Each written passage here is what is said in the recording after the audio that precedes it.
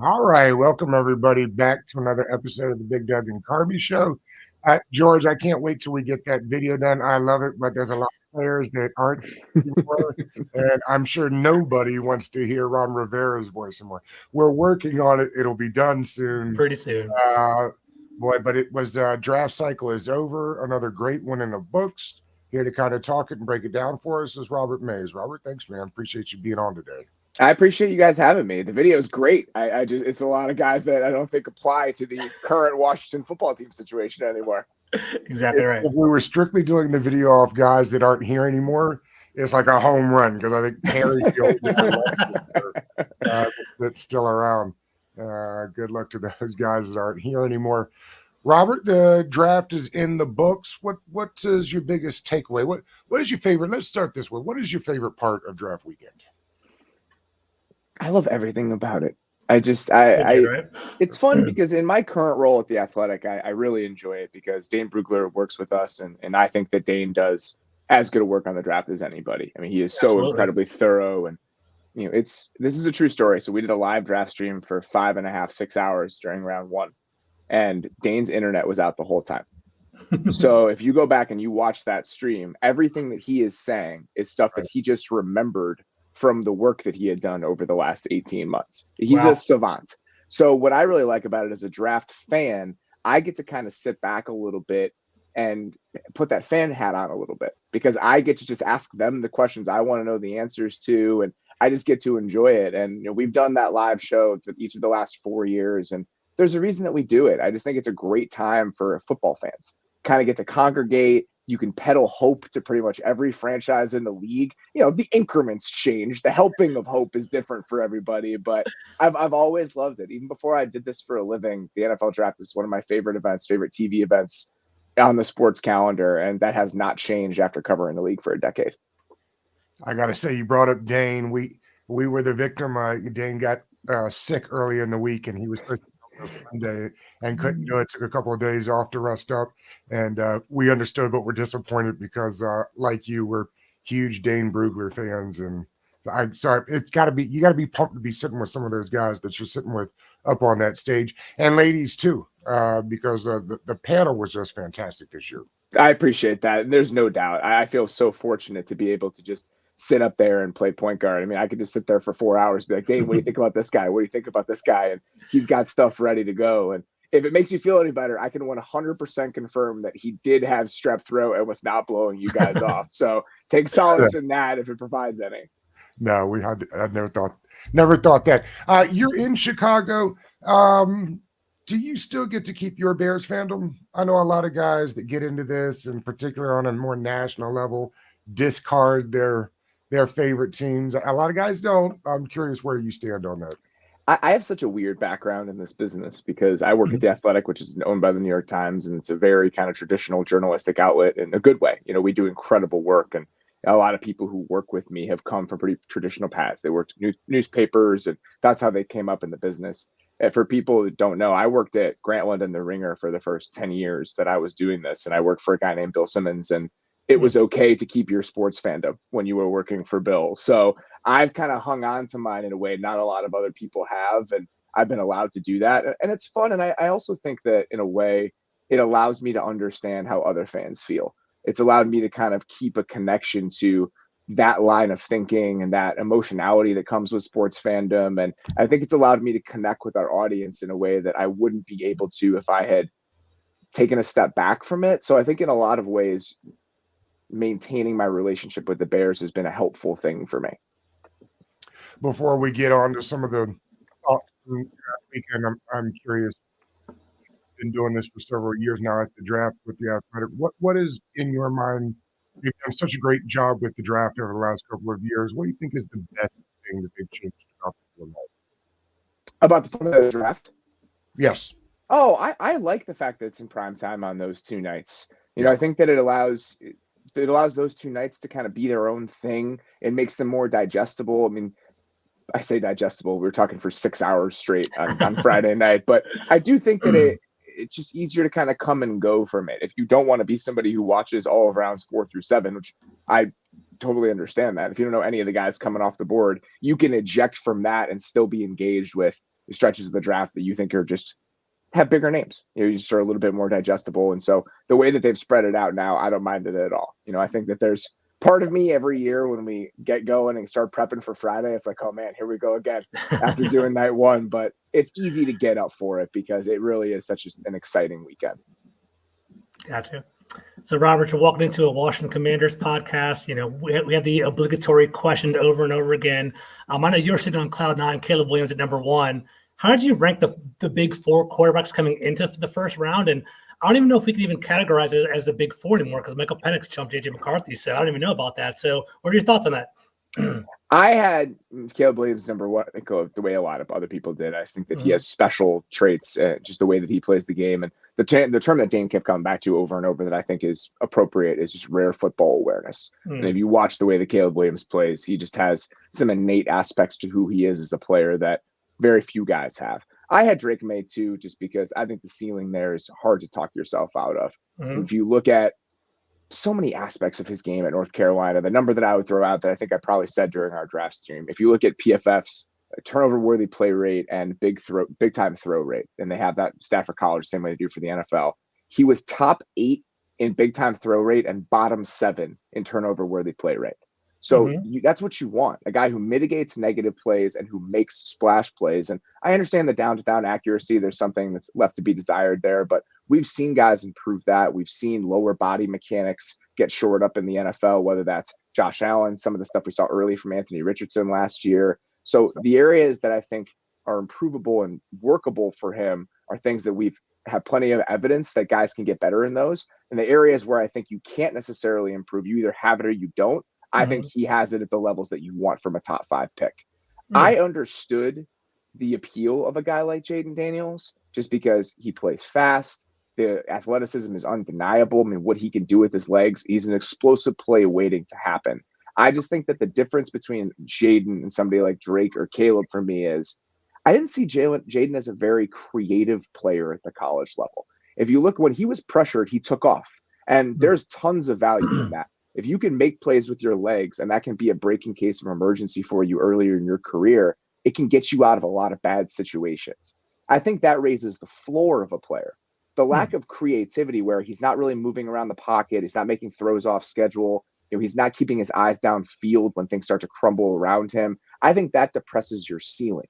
So I think on a rookie deal surrounded by a lot of good pieces, and they have Terry McLaurin there, they have decent pieces along the offensive line, Jahan Dotson is there, I think he can be a really productive quarterback for those first 3-4 years, but I just don't think he has the ceiling of those other two guys. And in my opinion, I think it's a pretty significant step down to JJ McCarthy and the rest of those guys. So I really saw it as a big 3 with kind of 3 other guys that might be going in the first round.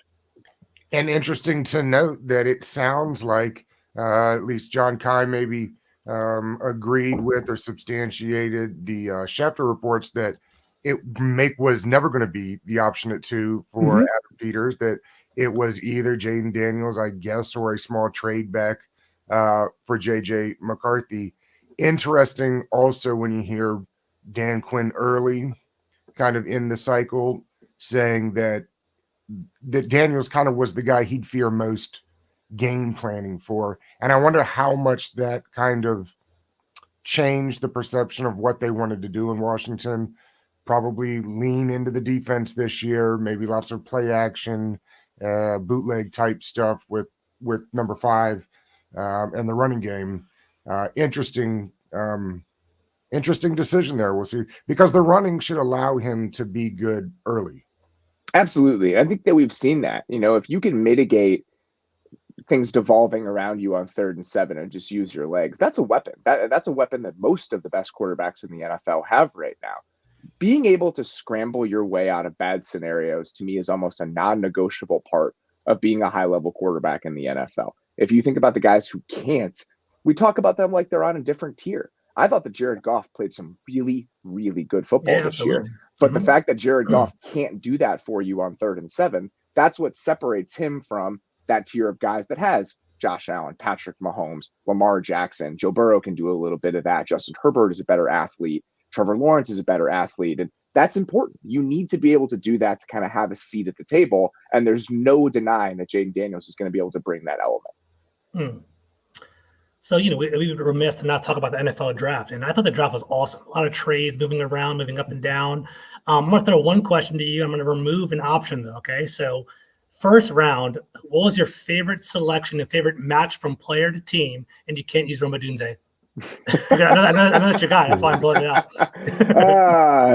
The fact that I can't use Rome, that's tough. That's your boy. I know that. My favorite match from the first round, player and team.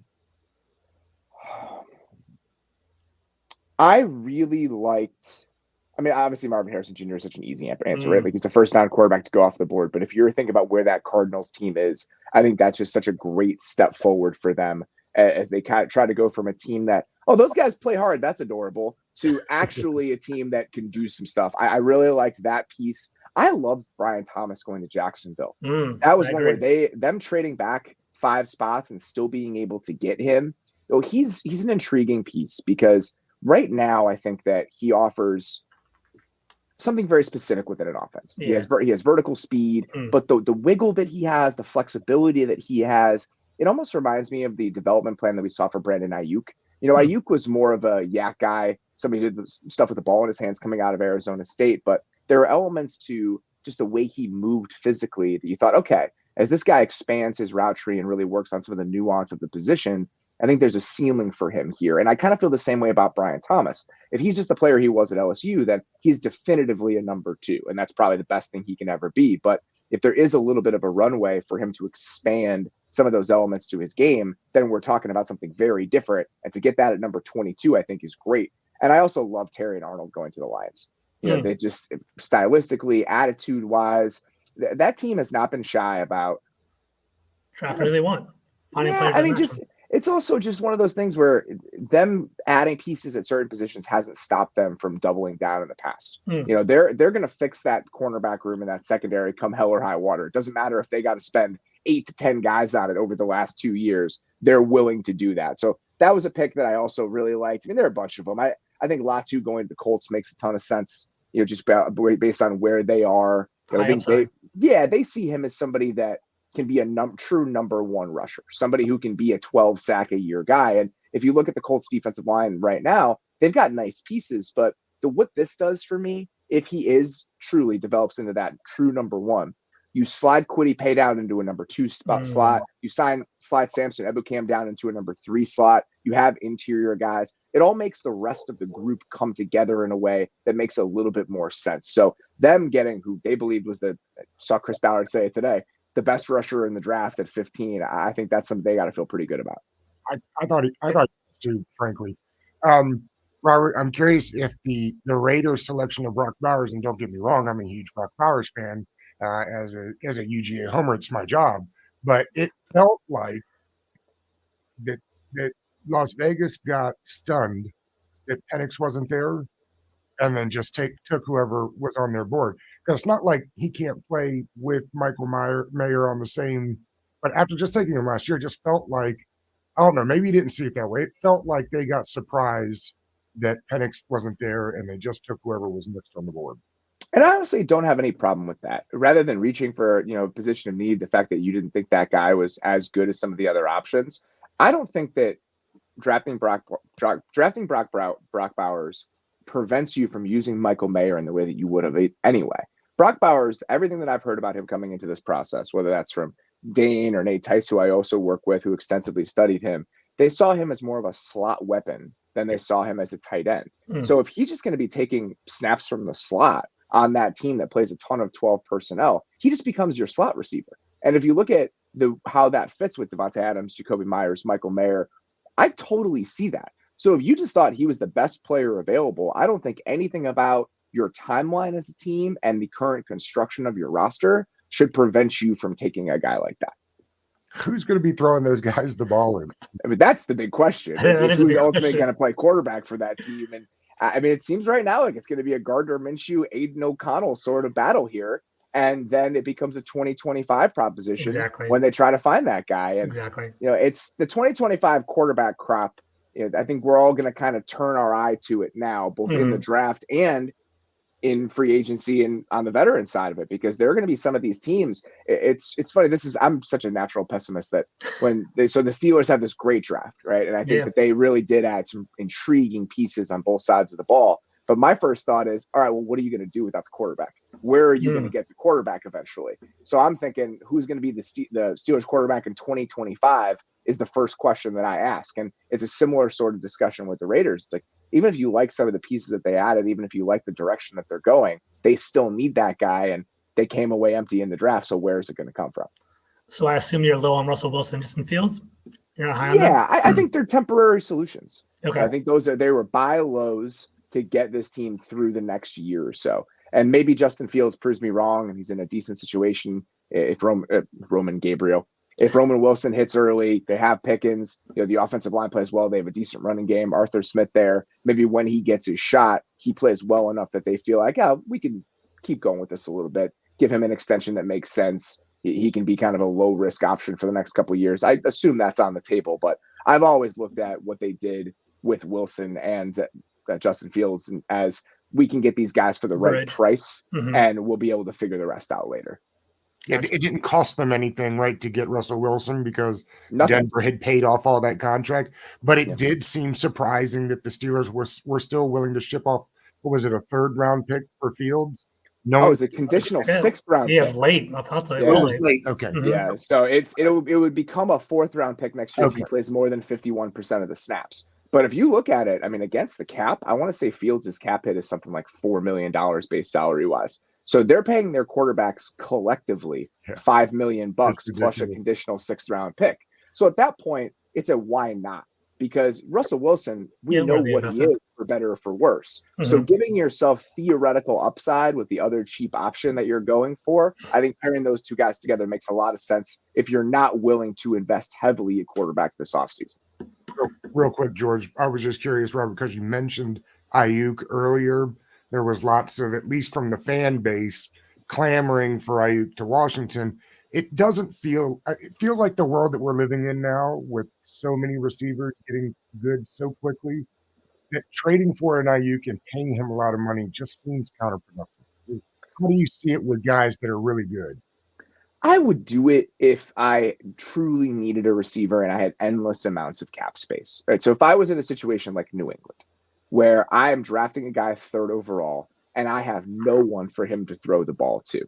If the Niners were willing to take 34 for Ayuk straight up, I would have done that if I were the Patriots 10 times out of 10. But if you're Washington, you don't really have those same sort of concerns because even if it was a slight dip last year for him, you still have Jahan Dotson. You still have Terry McLaurin as the centerpiece of that passing game. I just think the level of urgency there is different than it would be for a team in a slightly different situation.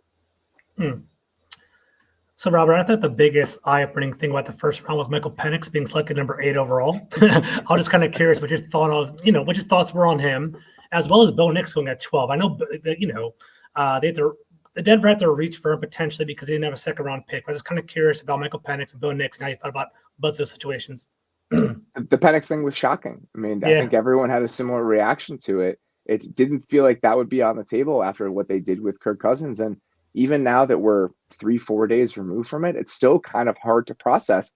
I understand it because if you're a team, to me, it's appropriate because if you look at Minnesota, the reason that Minnesota had to be so aggressive in trying to find their quarterback in this draft is because they didn't do anything like this over the last couple of years. They weren't in a position to. They were drafting in the 20s. It was a little bit harder to find. They couldn't trade up last year for a guy. So they were in a real position of desperation this offseason because they moved on from Kirk and they needed an off-ramp somewhere along the way.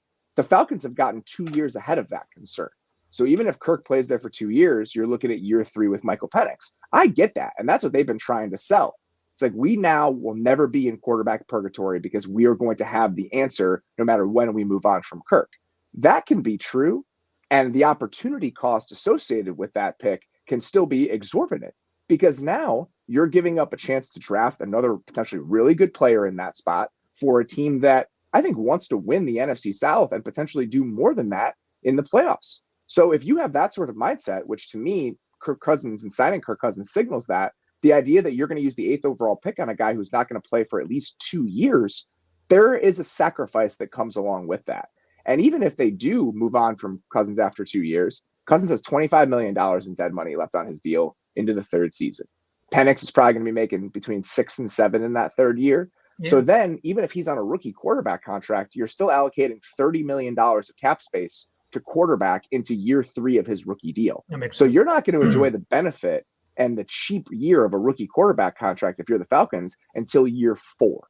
So if you're willing to live with that, that's fine. But I think it would be silly to not think about the things they sacrificed in order to make that move, even if what they're trying to sell you for the reasoning does make a little bit of sense.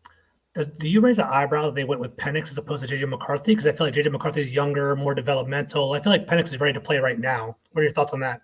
I think that's totally fair. I understand somebody falling in love with Michael Penix. Exactly. With Michael Penix. If you watch him play and you watch just the talent he has as a thrower, as a vertical thrower, some of the things that he was asked to do within that offense, I can the degree of difficulty in the Washington offense, just from in terms of what sorts of throws you're making, and the degree of difficulty put on JJ McCarthy, those are two very different things. But when I look at Washington, the supporting cast and the help that he had there is insane.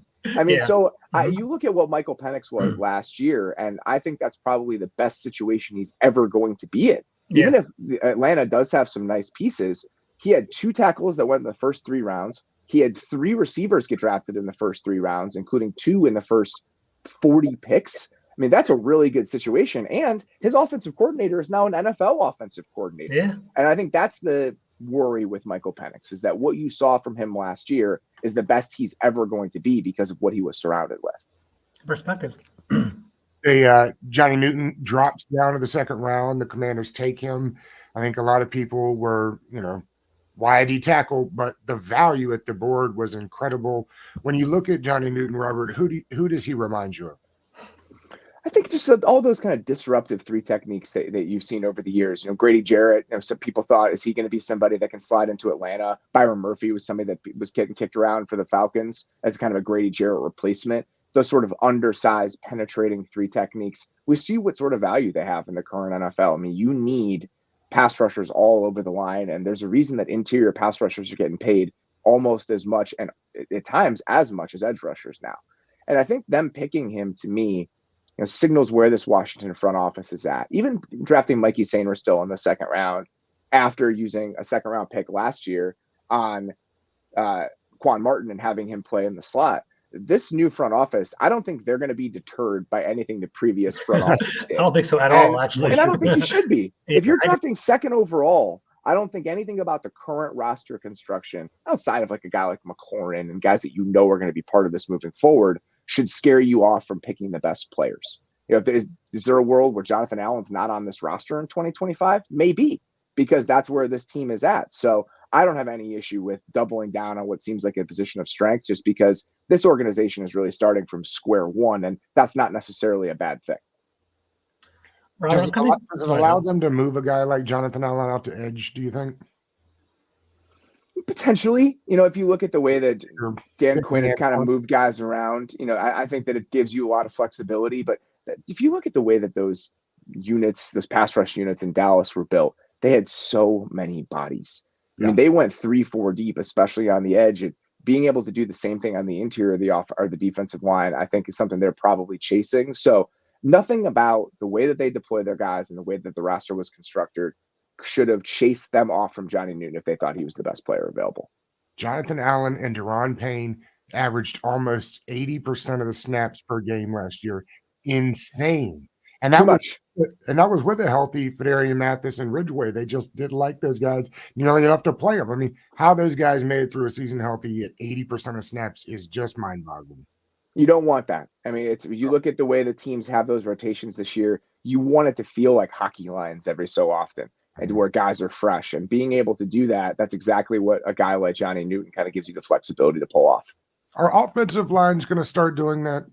I mean, you talk about waves of defensive lines, and it feels like a distinct disadvantage for the O-line, and yet you never hear about O-line rotations. Will we get there? I don't think so, because it's so important to have continuity and steadfast communication between that group. If you're a left tackle and your team is rotating out your left guard and you're playing against a team like Washington probably will, that uses a ton of stunts, and you're not used to playing on the same depth as the guy next to you, or you're not used to communicating with the guy next to you, I just think that that's a hugely important part of the way that offensive lines function, and the comfort and familiarity that you want to have as a group outweighs whatever downside comes from playing a bunch of snaps. Robert, I'm kind of curious about your thoughts about the NFC East and how much they've improved over the offseason, like reflecting on the Cowboys, Tyler Guyton, with the Giants selected Malik Neighbors, Eagles got Quinyon Mitchell and Cooper DeJean. Who do you think improved the most, during the draft as well as the offseason? I know the Eagles got Saquon Barkley as well. That's a good question. I think that you could probably make an argument for any of the three teams between Washington, Philadelphia, and the Giants, because they all used significant resources to try to get better this offseason. The Giants traded away a second-round pick to go get Brian Burns. They drafted Malik Neighbors in the top 10. They spent in free agency on a couple offensive linemen trying to remake that group. So dropping Burns and Malik Neighbors onto each side of the ball, those are potentially transformative pieces. Philly just spent a ton of resources, period. I mean, the amount of new bodies they're going to have on each side of the ball, going out and getting Bryce Huff, drafting the defensive backs they did. They re-signed C.J. Gardner-Johnson in free agency, having Saquon Barkley. And then the same thing goes for Washington. You look at Washington's depth chart right now, it's hilarious. I mean, it's just the amount of free agent signings, the amount of draft picks. I mean, it's going to look very, very different. I think the only team that's probably on the outside looking in of that conversation is Dallas, just because they didn't have much urgency this offseason. They didn't spend anything in free agency, and they were willing to wait and sit back and say, we're going to try to find replacements for some of these guys in the draft. And they did a good job, in my opinion, of filling those holes. The fact that they could wait till the third round to get a guy like Cooper Beebe from Kansas State, who has real potential to come in and be their day one starter at center, and having Tyler Guyton, who's got a ton of upside. This is a franchise, an organization that has a real proven track record at developing offensive linemen. It could absolutely work out for them, but I think they gave themselves way less margin for error than a team like the Eagles, where the Eagles needed new corners this year, so they just got 7 corners. Exactly. Like, oh, well, we're going to figure this out somehow, so you just have a little bit more wiggle room with that sort of approach than somebody like Dallas does. The Eagles traded with the Commanders and ended up taking Cooper DeJean. I'm curious. The fan base was livid that the new GM would trade within the division, but I'm curious, like, from a GM standpoint, and maybe you don't know the answer to this, and that's fine, but do GMs have the same concern about trading in the division and giving up good players to their rivals the same way I think that the fan base does? I don't think so. We've seen that a lot over the years. The first trade that Kwesi Adofo-Mensah made when he was the GM of the Vikings was with the Lions. If you remember that, when they traded up for Jamison Williams and the Minnesota moved back down to get those 2 second-round picks, it worked out horribly for the Vikings, but I don't think that's because they did it with the Lions instead of a team out of the division. I think it's a little bit different when you're trading proven players, right? So, that, let's say, hypothetically speaking, let's say Jonathan Allen does end up getting moved in the next 12 months or so. I think it'd be a little bit harder to trade him to a team like the Cowboys, where you're going to have to see that guy twice a year. With the draft, these are all hypothetical bets. If Washington thought that Cooper DeJean was a player that was worth being scared of if he was on another team, they would have drafted him. So I think it's just a slightly different set of considerations. It's so funny because I said the exact same thing. Adam Peters obviously wasn't worried about Cooper DeJean, nor did he want him, nor did he thought he was so all-worldly that he was, willing to ship him off to Philadelphia to see twice a year. So I agree with what you said, but the fan base, not so much. I can understand that, because you're always going to be able to point back to that moment and be like, really? We let them trade up for this guy, and now we have to see him for the next decade. So that the downside of that, I completely understand. But if you're Washington, getting that extra second-round pick as part of that series of trades, all you care about is finding players at this stage, if you're this team and if you're Adam Peters. So I have no issue with it. The fan base is also still upset at New England, George, for getting Drake May this year and for Christian Gonzalez last year. So, there's a little bit of that too. I can understand that. I mean, that's always the terror with the quarterbacks, is if you're picking one high and a couple guys go after that end up being better than the guy you picked, it's tough to stomach. I mean, I live in Chicago. I've had to live with the results of the 2017 draft for a very, very long time. Very long time. I have one last question, if you don't mind throwing it out there. You talked about the Pittsburgh Steelers having an excellent draft. I was just kind of curious, who else were big draft winners in your opinion of other teams? I really liked what the Steelers did. I just think that them adding the pieces that they did that has a chance to really transform the feeling of what that team looks like. I enjoyed what the Eagles did in the first couple of rounds. I think getting Quinyon Mitchell at 22 with what sort of upside he has as a corner, and then Cooper DeJean, we've seen this in the last couple of years. I think the best example of he's almost this year's version of Brian Branch in a way, where you're looking at a guy who, what is he? Is he going to be a nickel? Is he going to be a safety? Is he going to be a corner? He's just a good football player. Let's just take the good football player and we'll figure it out later. Branch falls to the second round last year for Detroit. They end up snagging him up, and he's one of their best defensive players from day one. So I really like, Philly coming away with those two guys at the start. Obviously, the Cardinals had 1,000 picks, so it's easy to like what they did. And I like what the Chargers did. Them going away from receiver in the top 5, I think is going to be surprising to a lot of people given their current depth chart. But that to me is a signal of we are not close. We don't need to be worrying about who's currently slotted into starting roles. The fact that we could have Rashawn Slater and Joe Alt playing tackle for us for the next 10 years, when we're not going to be a team that's competing until at least 2026 anyway. If you look at those 3 picks, Joe Alt, Lad McConkey, Junior Colson to start off the draft, and then them adding defensive tackle help, cornerback help into the 4th and 5th rounds, they just need bodies. They're just looking to build out the tissue of their roster. And I think that the way that they went about it made a lot of sense to me. Is that a knock on Herbert? Because it feels like if you have Joe Burrow or Mahomes or Allen, like the roster's got to be somewhat good, yes, but you're hoping those quarterbacks are good enough to keep you going. The notion that they've got one of these premier considered quarterbacks and they're not in a position to win feels like you're spinning your tires a little bit. I think it's more a commentary about the state of the roster coming into this offseason. And if you look at it, and honestly, if you look at their future cap situation, in 2025, the only players on the Chargers that are slated to make more than $6 or $7 million against the cap are Justin Herbert, Derwin James, and Rashawn Slater on his 5th-year option. That's it. And Khalil Mack's is probably going to be gone, and that's if they move on from Joey Bosa, which I think they might, considering he has a $35 million cap hit next year. So this team is starting over. Like coming into this offseason, they needed to nuke the roster and start over. So that's why I think that you should go in any direction you feel is best, because you can reshape this thing however you want to. Similar to where I think Washington is, it's a rebuild. It's a restart. So all you should worry about is finding the type of pieces that you think align with the type of football team that you want to be, no matter who you currently have on the roster, who you had on the roster coming into the offseason. Are you surprised then that they didn't listen to offers for Herbert? If you look at the financial realities of it, they literally can't trade him. Okay. I want to say that his dead cap hit, if they were to move on from him this year, would have been something like $100 million. Oh, okay. I mean, the way that the contract is currently set up, there's just no way you could do it. And I think that there are paths out of this. You look at what the Cardinals did with Kyler Murray. To me, it's a very similar situation. And we don't see this very often when you have a highly paid quarterback with the rest of your roster in a complete rebuild. But the Cardinals did that a year ago. We've seen them slowly chip away at that. In a way, the Lions had that because Jared Goff was making mid-tier to top 12-ish quarterback money when the Lions traded for him and they were in a rebuild. So we've seen this work for other teams, and I'm bullish on the first few steps of that for the Chargers. George, anything else? I'm good.